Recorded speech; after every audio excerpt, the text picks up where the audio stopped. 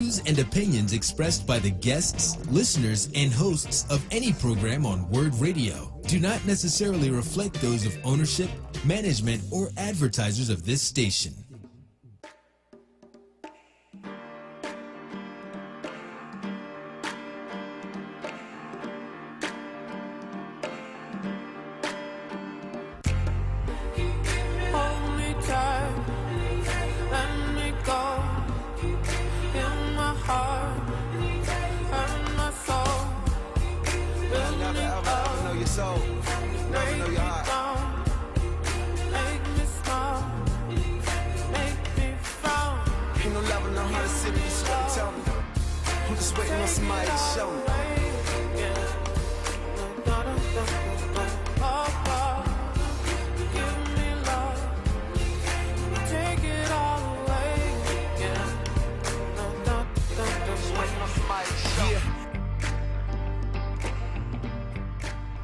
And good morning. You are tuned in to 900 AM, 96.1 FM, WURD, Black Talk Media. And at the moment, you're tuned into the Education Pulse hosted by Dr. Height.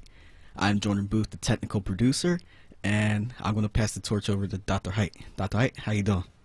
I'm good, Jordan. Thank you this morning, and good morning to everyone tuning in, and thank you for tuning in for another episode of Education Pulse.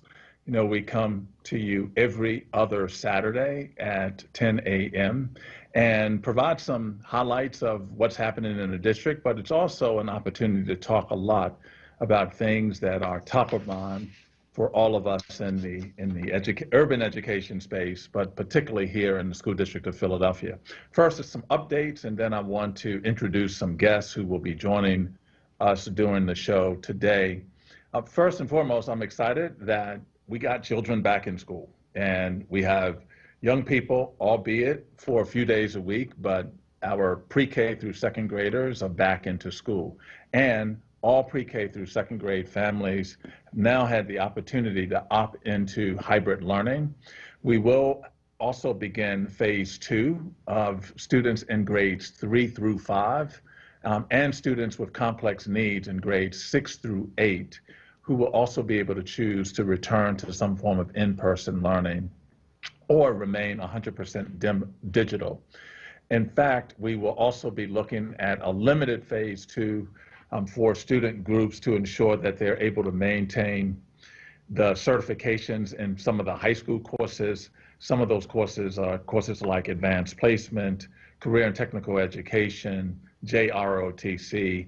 We have to ensure that we have the proper mitigation strategies in place. And so hybrid learning students in this phase will attend school in person 2 days per week and engage in digital learning 3 days each week, beginning the week of Monday, April 26.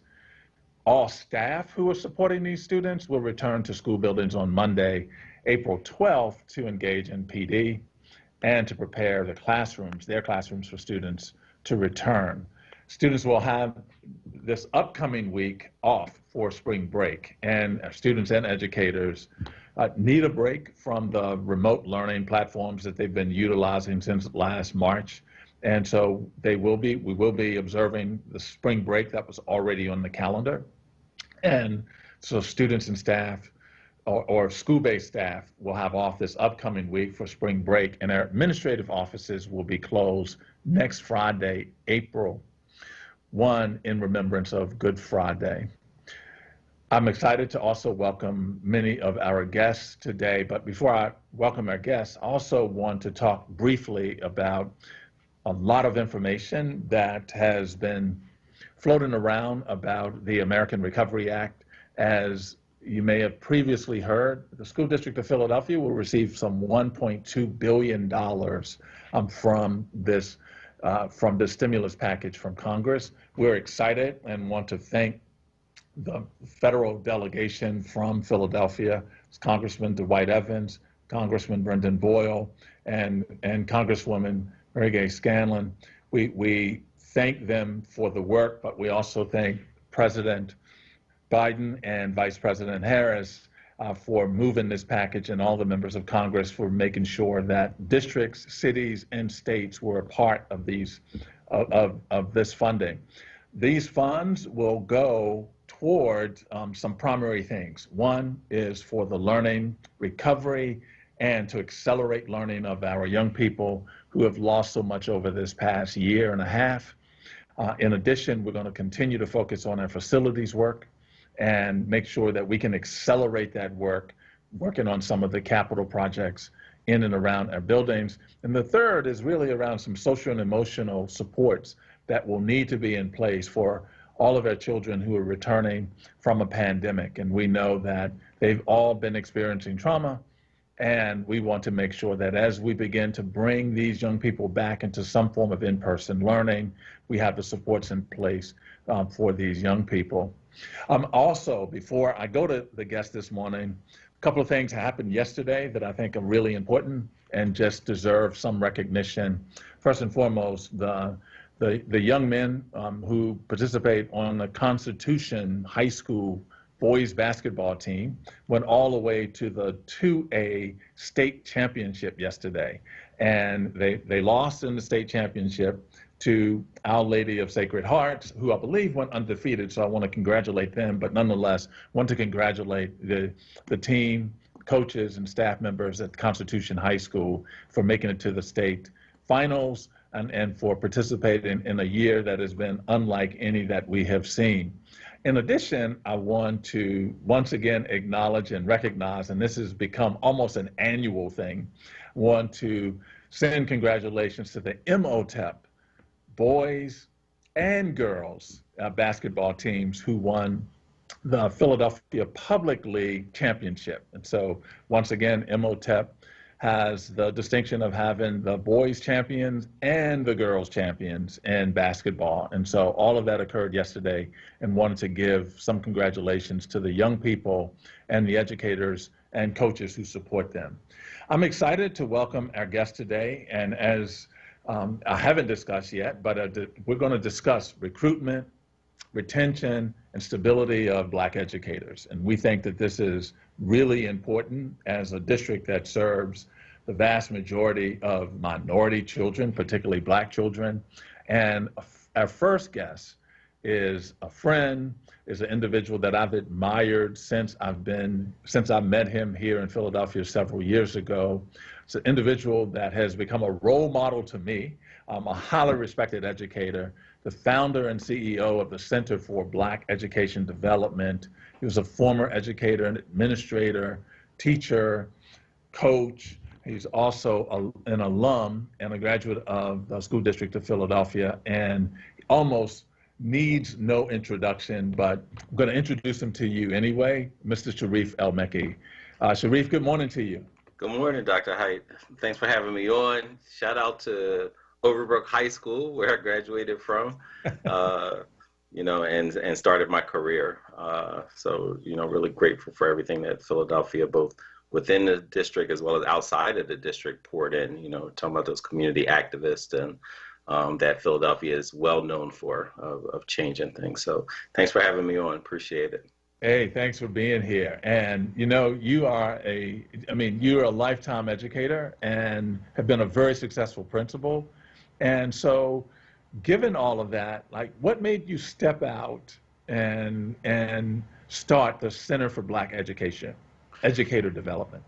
Yeah, it was not an easy choice, at all. And if you recall, I think you were, outside of my family, the first one that I shared with, hey, I'm thinking about this, I'm nervous about it. But I think it, again, I feel like I'm one of the most mentored people that I know. And I think some of it stemmed from my own experience of entering the School District of Philadelphia through a partnership with Concerned Black Men, which was a nonprofit chain university, obviously, historic and first HBCU, and the School District of Philadelphia, where they came together to create a partnership to say, hey, you know what, we want to recruit more Black men. And the coaching I received from Mrs. Yvonne Savior while I was there, the mentoring that I received from folks throughout the district, as well as the educators who were just amazing at Turner Middle School, and the brothers that I, kind of entered the profession with and grew up with, and the others that I would meet. I met Chris Johnson because we shared a coach, principal at SLA Beaver. And so, and Aaron Stark and Keith Arrington and all these brothers that we just were learning and growing. Salome Thomas L was one of my mentors as a new educator, William Hurd and Hildebrand Pelzer, right? Like all these brothers, and Dr. Martin Ryder telling me like, hey, you know what, the purest form of activism is teaching Black children well. That's right. And I had already wanted to be an activist, right? And so I was like, oh, like teaching, that's a way for me to really realize, what I thought my life mission was. And so you fast forward it years later, none of that goes away, right? We're some of our experiences. And so I think that was a part of the decision. My mother being a lifelong educator, my cousins, the Schultz, who, I don't know, they might have 10 educators in their, family, including, Dr. Suzette Hakeem, and I think another part of it was just the work that we started with the fellowship back in 2013, 2014, Fellowship Black Male Educators for Social Justice. And of course, we had enough money. We hired a CEO and kind of went back to the principal and just consulting on the side, but really feeling like, you know what, we could do even more. We could be even better partners. And I have to, just remind folks that, and they've heard this story, but like you kind of really pushed the fellowship to become a real organization. Yeah. Because initially we had that one convening, rainy, cold, thinking maybe 20 people show up, and 150 Black men showed up. And saying this, and you said like, hey, I'm like, what are you going to do next? I was like, oh, I'm going back to our little small group. And you're like, look around, like look at all the brothers there. There's a gap, and we need partners. The district needs partners like this group, this organization. And so after that, we followed to become a real organization. So I think that continued, and then we wanted to launch the center to look at policy, professional learning experiences. We believe every teacher, administrator, educator period needs the professional development around these competencies and insights that make educators great. Uplifting Black pedagogy. How have Black teachers successfully taught Black children for years? We talk about this now in 2020. Right. Caroline LeCount was talking about this in 1880. That's right. And so like, what were they doing? And then this pipeline, how could we develop, people talk about the leaky pipeline, but how could we develop a strong, sustainable, effective pipeline for Black teachers? And so that's what we wanted to build, a Black teacher pipeline. And so that's why we created the center.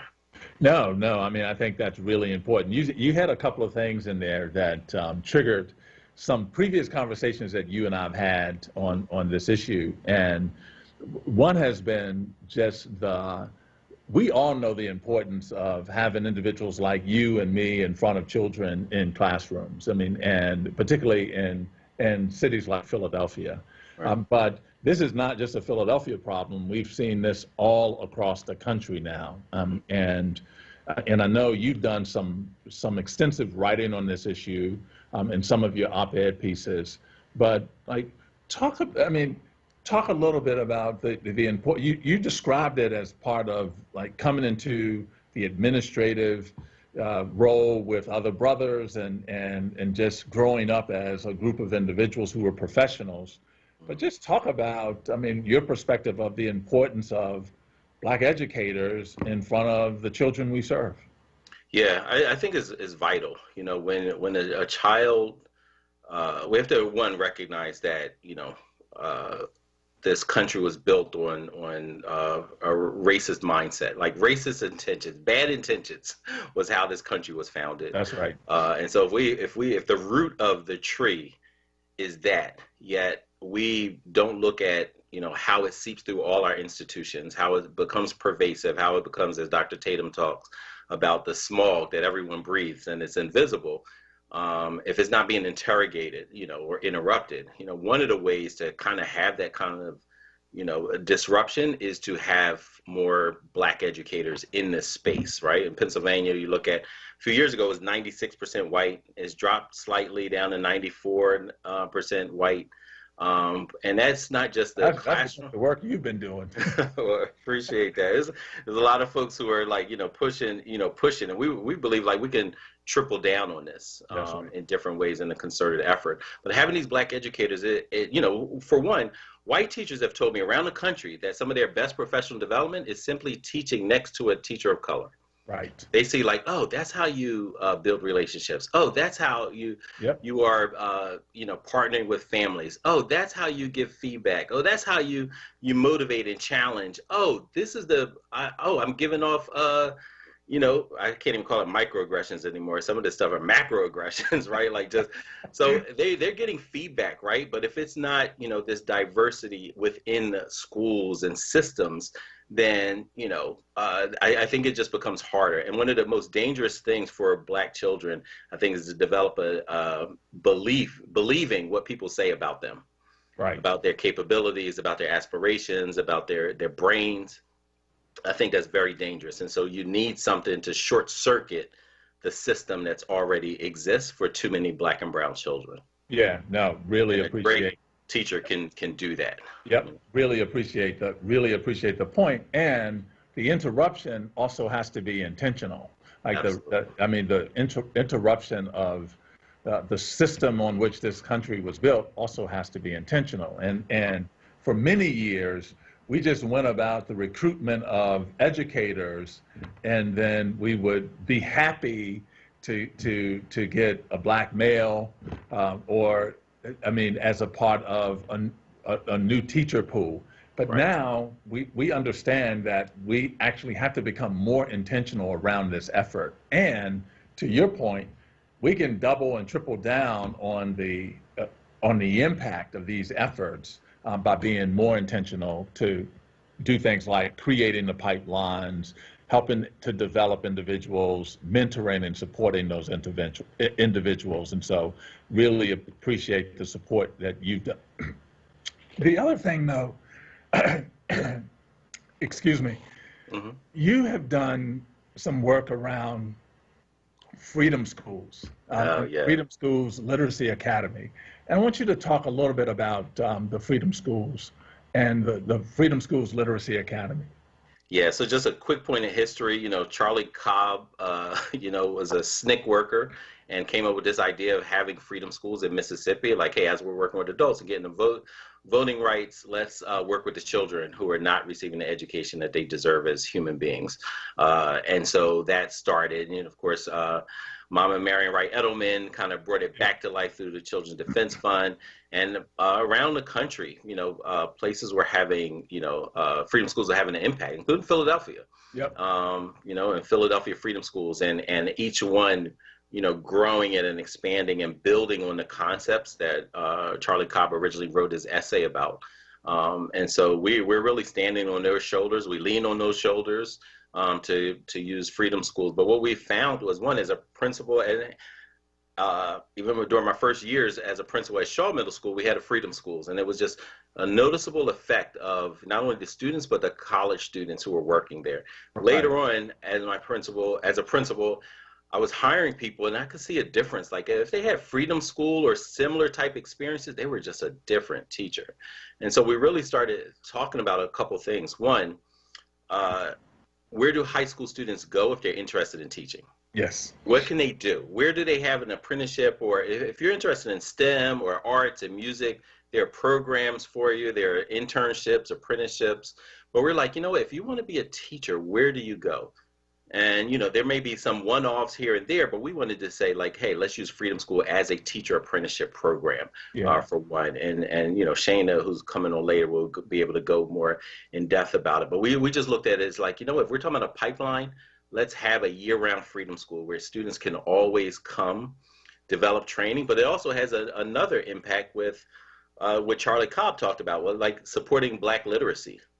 So supporting first, second, and third graders, and you actually have this experience, right? And I just think about how many young leaders will teach first, second, and third graders and say, even if they hadn't thought about teaching before, but now like, hey, you know what? Not only do I understand positive racial identity development a little better, but also know how to teach a little bit of phonics and reading comprehension. That's right. And I saw this second grader go from point A to point B over this course of time. We're like, yeah, that's teaching, that's leadership, and really helping them understand that. You'll recall at the fellowship, 17 Black men, none of us had been invited to teach until after we graduated college. And when we asked our colleagues, most of them were white women, the average response was third grade was when they were tapped on the shoulder to consider teaching.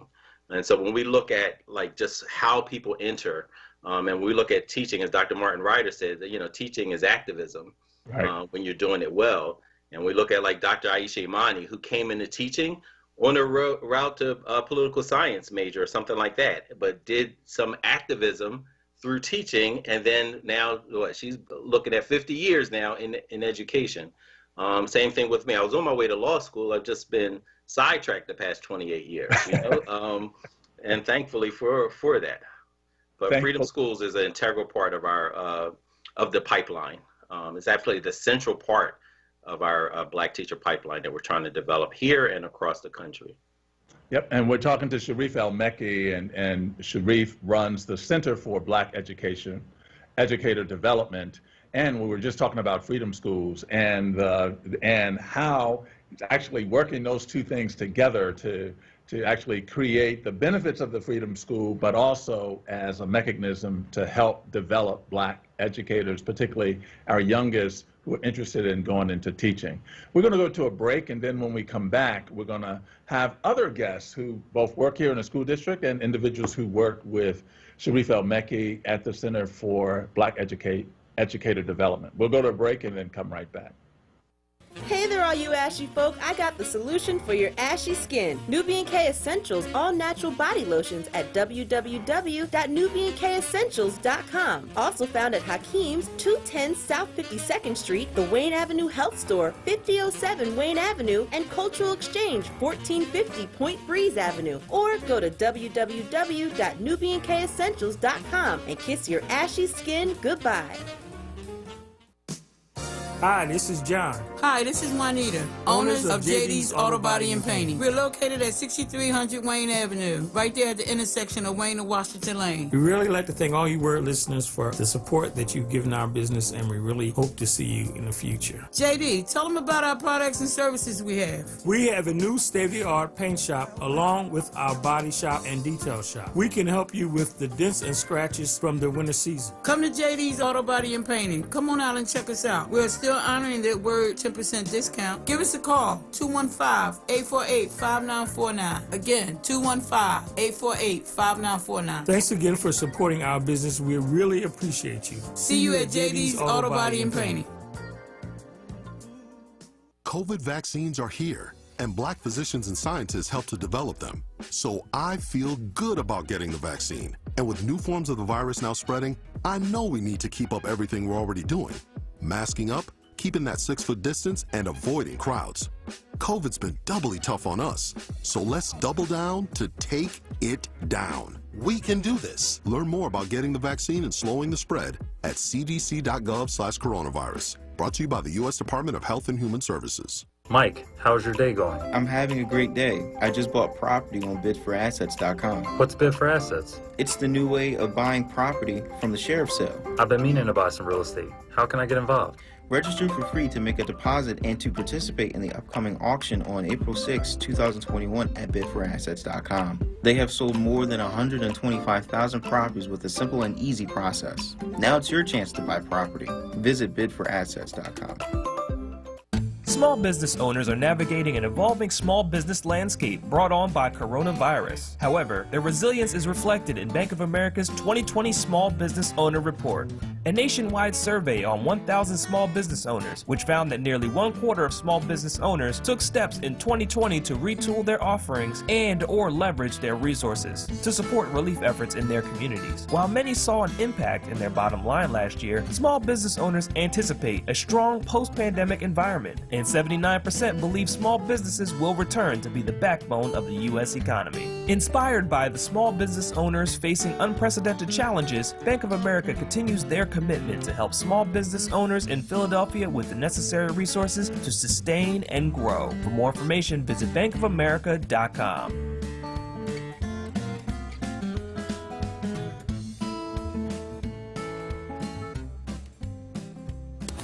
You're listening to WURD Radio, 96.1 FM and 900 AM WURD, independent black media.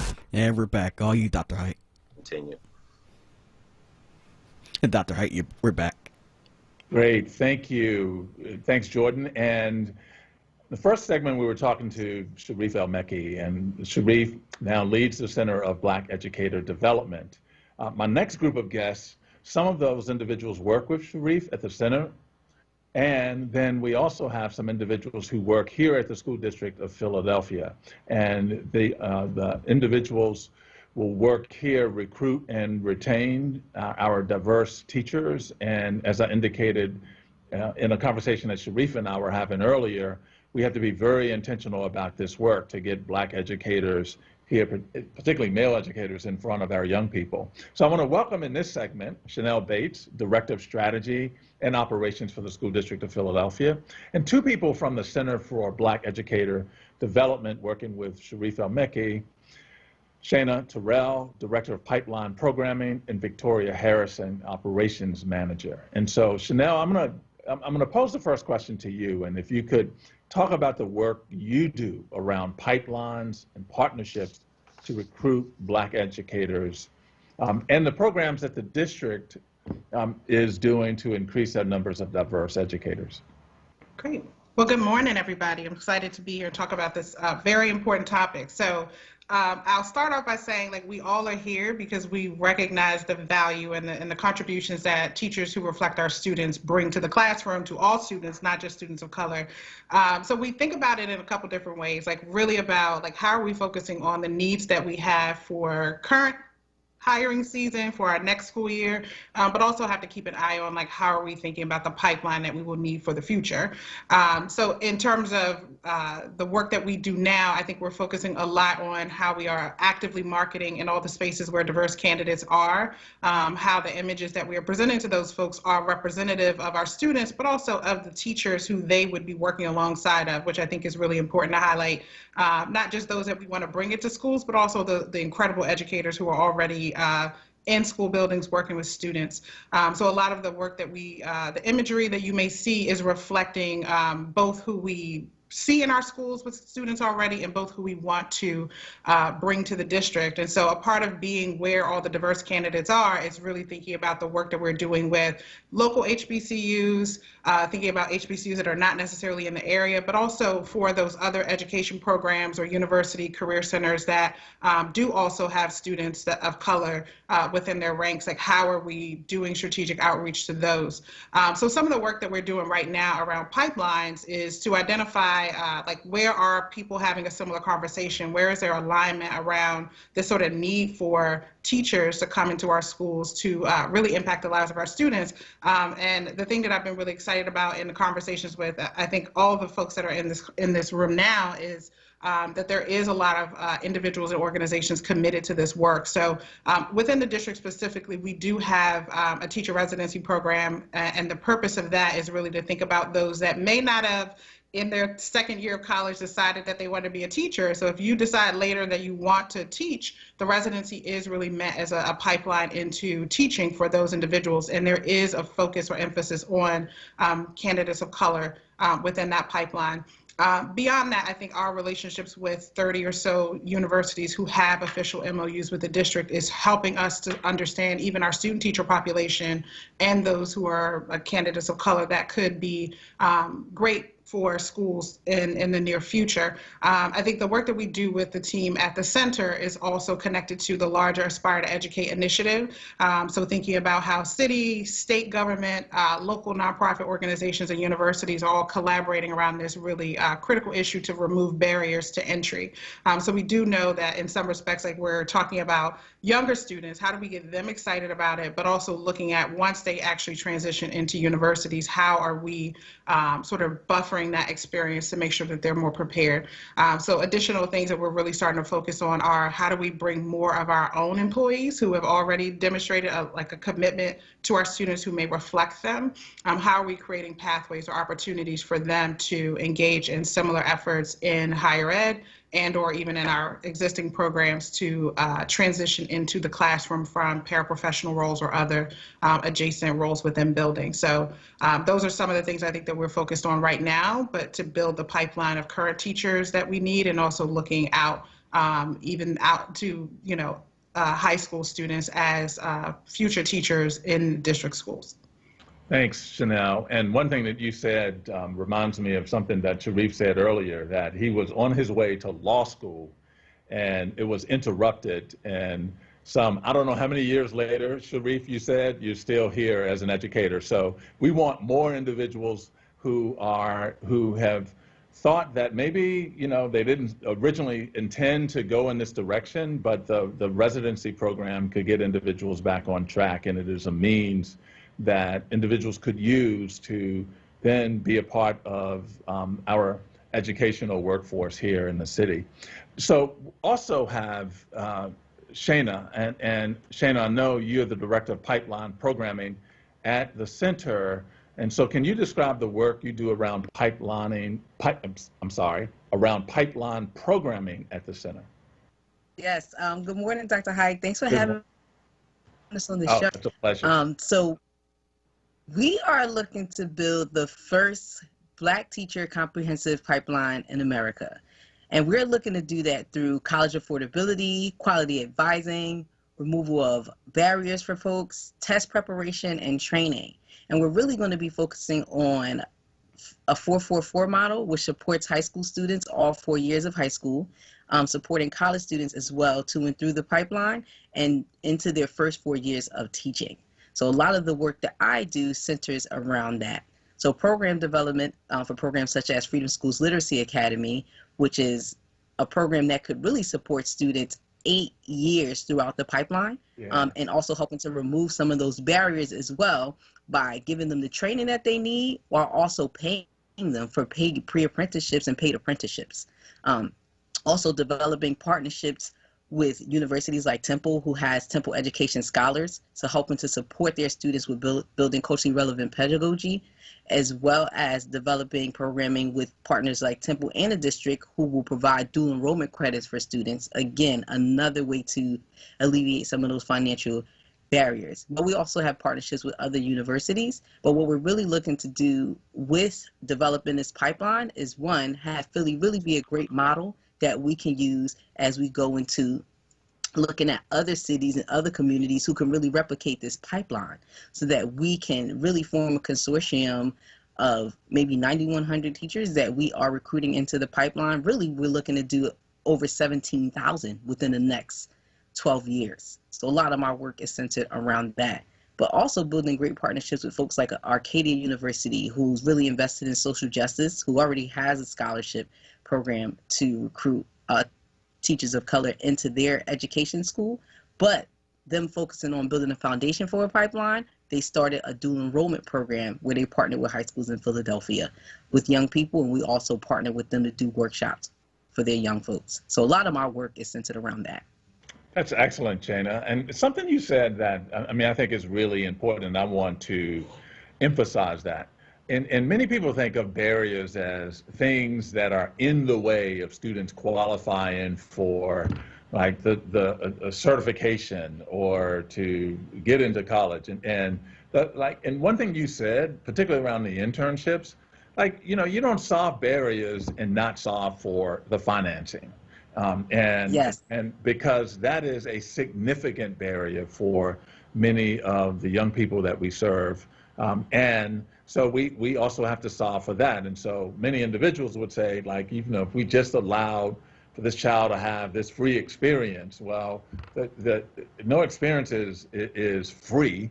They also need to be paid for and compensated for their time, which actually helps them in the long run to offset or not take on more debt that they would then be exposed to upon completion of a program. And so I really appreciate you identifying that as a barrier.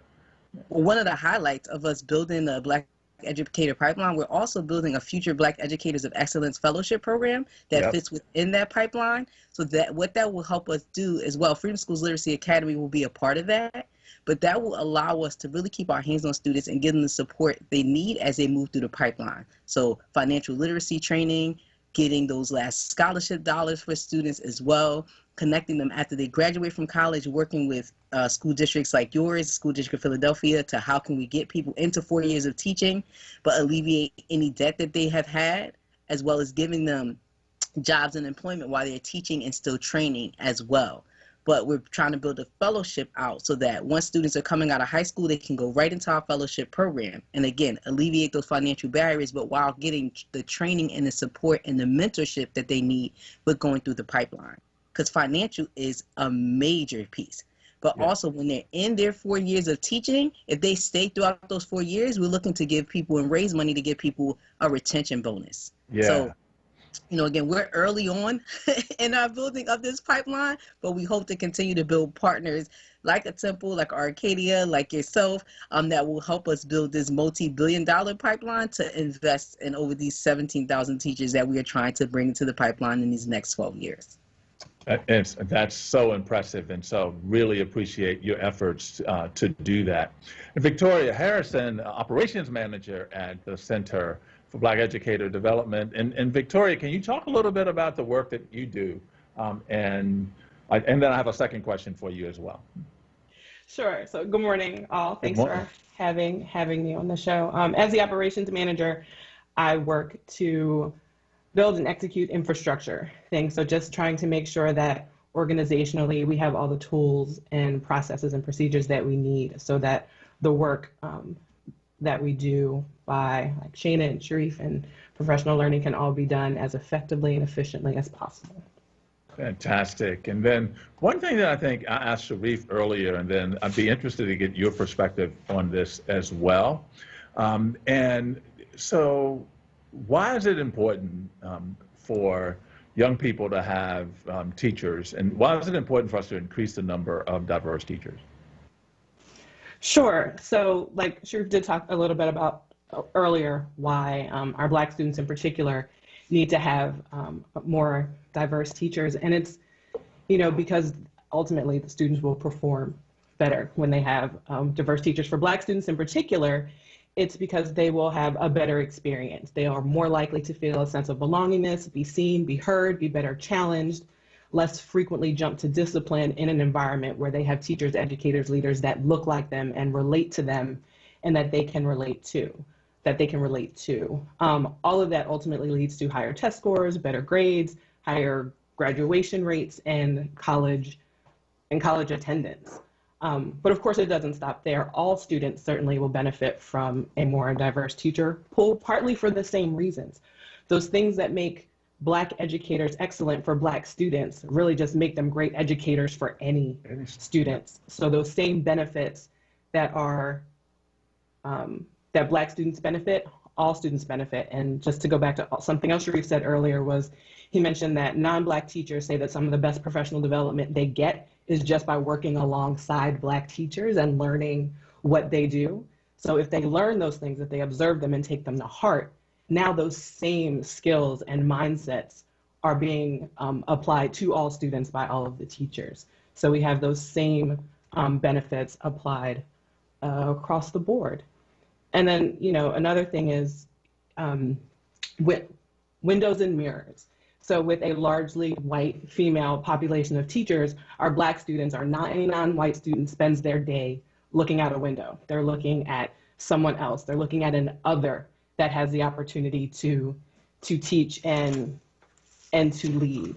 And by increasing the diversity of teachers, what we do is we give our other students the opportunity to look in a mirror, to see themselves reflected in educators, in leaders, those responsible for pouring into others. And to be honest, you know, it allows our Black students to look into more mirrors, and it allows our non-Black students to see out some windows, to see some others, to see that folks that look like them aren't the only ones that get to teach, that get to lead, that get to educate, that get to shape minds. And then ultimately, in the end, bringing it back to the pipeline, you can't be what you can't see.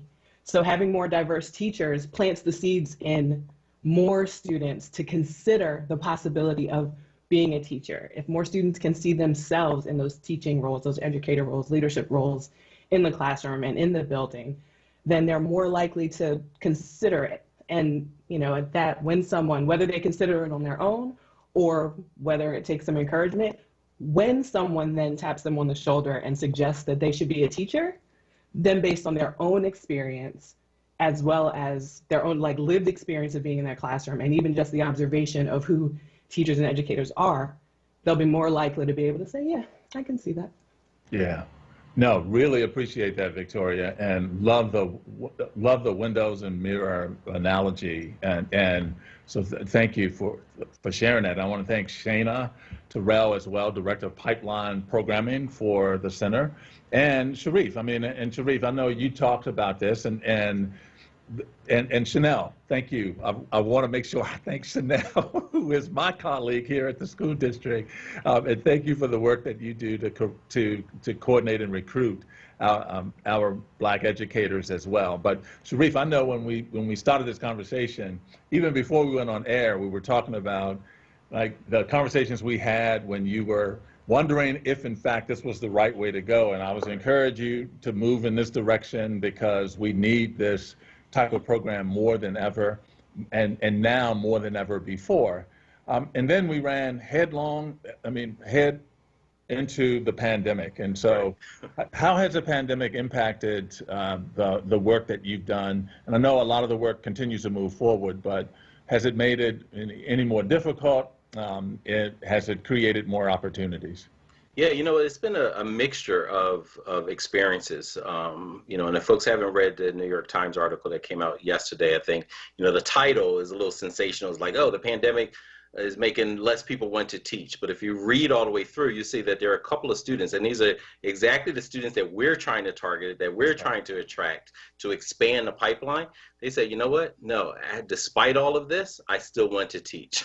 I still want to have this type of impact. I still want to be a vanguard for children and really change their lives. So we've seen some funding dissipate because it was, funders said, hey, we want to use this funding specifically for COVID relief, and work being done specifically with COVID, which is, admirable. That's absolutely important as well. But then we saw other folks, I think the pandemic, as well as the people, and it still floors me that 2020 people are saying oh, I just recognized that there was racism in our country, but right. For some people, and unfortunately, even people in educational philanthropy, educational leadership, Breonna Taylor and George Floyd, rest in power, that was their first time saying oh, maybe there is a systemic issue here. Maybe there is a glitch in the Disneyland view of America that I've always had, right? And so it's unfortunate, but it also pushed people to say hey, you know what? All right, we want to look at education as a way to, address, some of the inequities. And we know all these systems are intertwined, but, listen, we got to be in one part of the world and kick that wall as hard as we can over and over and support people who are doing it on other sides as well. So we've had a mixture of, in this summer, we're trying to recruit 50 college students to teach, Black college students who are interested in teaching, paid teacher apprenticeship, 75 high school students as well to enter our paid teacher apprenticeship program through Freedom School. So we're still seeing those numbers. Got you. So thank you for that. And we gotta go to a break. And so I want to thank all four of you for being on the show. When we come back, we're going to have some former students and a current student who are also interested in going into teaching profession. But right now we'll go to break. Thanks again for having us. Education Pulse. Jefferson Health offers no-cost COVID-19 testing sites at St. Raymond of Pinafort Church. Testing is on Thursdays and Saturdays. A second testing location has been added at Richard Allen Preparatory Charter School. Testing is on Wednesdays and Fridays. For testing hours and more information, visit jeffersonhealth.org/community-testing. Situated in the gorgeous hills of western Massachusetts, Miss Halls is a boarding school for today, where girls in grades 9 through 12 live alongside a diverse community of new friends from around the world, where learning is immersive and students are supported by friends and mentors 24/7, where they hold all the leadership positions, where they develop autonomy and determine their own path. Your daughter will never feel more supported or more energized than she will at Miss Halls. As soon as I walked in the door, it was just this instant, I just felt like home. Learn how affordable Miss Halls is at misshalls.org/WURD. Okay, hers new fire potato chips and cheese curls. They are spicy. Whew, they're hottest snacks yet. Hold on. Whew. But you know, it's not just heat. There's some nice sweet and savory stuff going on too. Ooh, there's that heat again. It burns, but it burns so tasty. Ooh, that's hot. Find Hers Fire Snacks at your store today. Whew. Taste the flavor, feel the heat, break out the Hers. Don't miss the Dr. Emeka Show on its brand new day and time. Sundays from 4 p.m. till 5 p.m. beginning Sunday, April 4th. Dr. Emeka. Exclusively on WURD Radio. 96.1 FM and 900 AM WURD. Are you tired of eating the same thing day after day? Is ordering takeout starting to get a little old? If so, then give Premium Nutrition Meals a try. With Premium Nutrition Meals, you get to select new entrees each week from several different menus, all chef-crafted, freshly prepared, and delivered right to your door. Just go to PremiumNutritionMeals.com to order to earn rewards today. WURD listeners receive $10 off orders of 6 meals or more. Enter code PREMIUMWURD at checkout. If you haven't had the privilege to use ACAP's products, treat yourself. We made it easy for you to shop for good quality essential products with the help of local businesses such as cultural stores, convenience stores, gas stations, and local supermarkets. ACAP's, servicing the community since 1969. You're listening to WURD Radio, 96.1 FM and 900 AM WURD, independent black media. And we're back. Dr. Height. Thank you, Jordan. And the final part of that show this morning is really the most pleasurable part for me. And not that I didn't enjoy our guests before, these two young people, but we always want to include the voices of our young people, and so the voices of students, both former and current students, we think are really important. So it's my pleasure to welcome two standout students. One young man is an alum of Science Leadership Academy, the class of 2018, and currently a student at the American University in Washington, D.C. I want to welcome this morning Tamir Hopper. Tamir, thank you for being here with us this morning. Thank you, Dr. Height. Indeed. And the other young man is a senior at Central High School, and after graduating and completing college, wants to teach elementary school because he feels there's no social justice without educational justice. And so I'd like to welcome Ali Shabazz. Welcome, Ali. Thank you very much. It's a pleasure to be here. Thank you for being here with us. And so let me start with Tamir, and who I had the pleasure of getting to know as a student on my student advisory for multiple years, not just for one, and has hopes of one day coming back to Philadelphia and being the superintendent of the school district of Philadelphia. I have no doubt that Tamir will be able to do that. I've been trying to offer him that job for the last several years as well, but he wants to finish school first. He will likely be the mayor and governor and a lot of other things as well. But Tamir, why is it so important for you to come here and to teach children here in Philadelphia? Yeah, for me it's important because I'm a product of the school district of Philadelphia. And when we say how do we give back to our community, as Al-Meki mentioned earlier, how do you be an activist, how do you protest? I think educating is a form of protest and activism. So it's important for me to come back to my hood from Southwest Philly to teach and go into the schools that, to be honest, oftentimes teachers are scared to go into sometimes. Like, you have teachers that may not be comfortable going into certain schools. And I'm that guy that's from that neighborhood that understands the trauma that has been inflicted on that neighborhood. And I'm excited. Fantastic. So thank you. Thank you, Tamir, for that. And Ali, tell us about your plans after Central and how you prepare yourself to teach. Also, we hope also here in Philadelphia.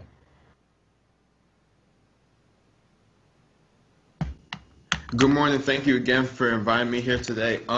In terms of my plans for a career in education, I think my aspirations are a little atypical. So I've always really been interested in like STEM and design. So for most of my high school career, I've really been looking to pursue a college path that's more geared towards STEM. But recently, I've really been fortunate to be able to help tutor underclassmen at my high school in science and math. I've also my school has helped facilitate outreach programs for middle schoolers that I've helped with as well. And so with my experience in all of these programs, it really opened my eyes to the fact that education might really be a viable path for me career-wise. So even though I still hope to pursue STEM and design both in college and down the line, I now see the incredible value in teaching younger students.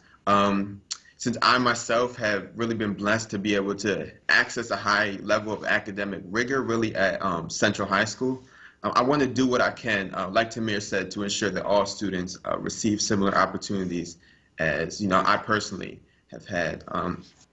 And more directly, I hope to continue working with some of my school's programs for mentoring and tutoring even after I graduate. And I also hope to participate in Mr. Elmecki's summer apprenticeship program. Yeah. But down the line, after college, I want to find a way to incorporate education and of course, educational justice into my career path, be it in STEM or otherwise. Beautiful. Have you thought about college yet? I know you've thought about college, Ali, but have you selected a college yet to attend? I have no, or rather, no, I haven't, because a lot of schools are still coming in, so there's a lot of things I have to figure out with that, but not yet. It's still a work in progress, I guess. Understood. And Tamir, I know you have a foundation, as a matter of fact, and as you think about this work, and then I think from the first day I met you, you were talking about being an educator. I mean, I think that was in the later years of your 9th grade year. And so since I've known you, I've heard you to say, I want to come back and teach and one day be the superintendent. But how do we actually, in your opinion, how do we get more young people to think like Ali and just as he described, like, hey, I was going down this path, but now I'm tutoring, and then now I'm starting to see the value of activism and social justice and those types of things that I could also do as an educator. Yeah, I think we have to start putting at the forefront the intersectionalities of teaching. Like, teachers are not just someone that stands in front of the classroom. They are teaching the next generation of how to do activism, how to be leaders, how to understand finance, and et cetera. So I think it's understanding that, but also I went through my waves of wanting to be a doctor, to an FBI agent, to a nurse practitioner, to falling into a teacher, because I understood all of those professions encompass into one. That is an educator on the day to day out. So ensuring that students understand that and putting it in front of them, but I also think of understanding the alternative routes, like teacher residency program. Yeah. I myself did not go in studying secondary education because I'm afraid of taking the praxis. And at our institution, it was a requirement to take the praxis in order to get your degree.